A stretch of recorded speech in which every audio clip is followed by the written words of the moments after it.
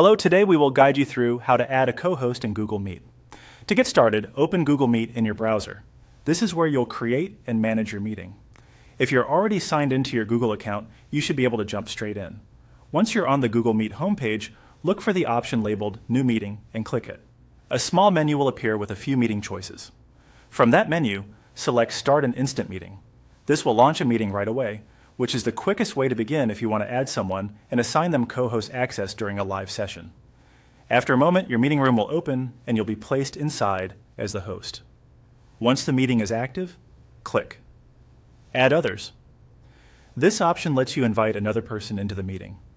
Enter the email address of the person you want to join, then send the invitation. Make sure you enter the correct email so the right person receives access.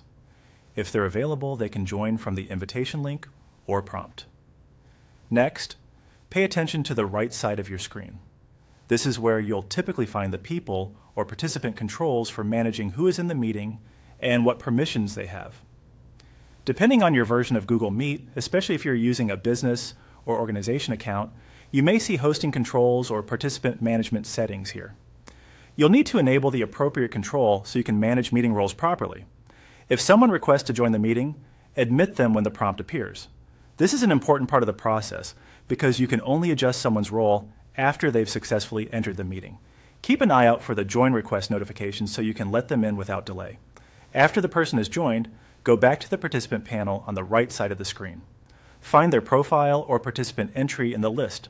From there, look for the option to make them a co-host. In some Google Meet versions, this may appear as a specific button or menu option next to their name. Select it to assign co-host privileges. One quick note, the availability of co-host controls can depend on your Google Meet plan, such as whether you're using a business, school, or other eligible account. If you don't see the option right away, check the participant settings and hosting controls in the same area.